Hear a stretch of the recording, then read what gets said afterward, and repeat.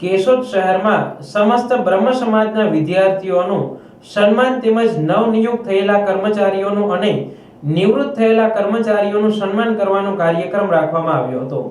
આ કાર્યક્રમમાં 200 થી વધારે સમસ્ત બ્રહ્મ સમાજના વિદ્યાર્થીઓને ઇનામો આપી પ્રોત્સાહિત કરવામાં આવ્યા હતા।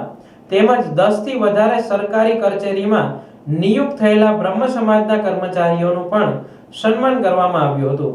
તેમજ વય મર્યાદાના કારણે નિવૃત્ત થયેલા 3 બ્રહ્મ સમાજના કર્મચારીઓનો પણ વિદાય આપવામાં આવી હતી।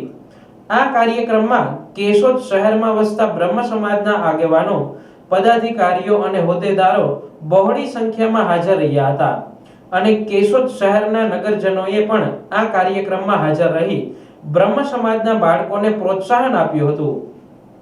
કેશોદ સમસ્ત બ્રહ્મ સમાજના પ્રમુખ રાજુભાઈ પંડ્યા કેશોદ શહેરની અંદર બ્રહ્મ સમાજના વિદ્યાર્થીઓનું સન્માન તેમજ નવનિયુક્ત થયેલા કર્મચારીઓ અને નિવૃત્ત થયેલા કર્મચારીઓનું સન્માન કાર્યક્રમ રાખવામાં આવેલો હતો। આ કાર્યક્રમની અંદર 200 થી વધારે સમસ્ત બ્રહ્મ સમાજના વિદ્યાર્થીઓને પ્રોત્સાહિત ઇનામો આપી અને પ્રોત્સાહિત કરવામાં આવ્યા હતા।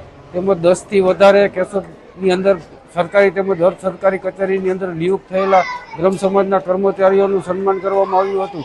તેમજ વય મર્યાદાના કારણે નિવૃત્ત થયેલા 3 બ્રહ્મ સમાજના કર્મચારીઓને વિદાય સમારંભ આપવામાં આવેલો હતો અને આ કાર્યક્રમની અંદર કેશોદ શહેરની અંદર વસતા બ્રહ્મ સમાજના આગેવાનો, પદાધિકારીઓ અને હોદ્દેદારો બહોળી સંખ્યામાં હાજર રહ્યા હતા અને કેશોદ શહેરના નગર શ્રેષ્ઠીઓ પણ આ કાર્યક્રમની અંદર હાજર રહી અને બ્રહ્મ સમાજના બાળકોને પ્રોત્સાહન આપ્યું હતું।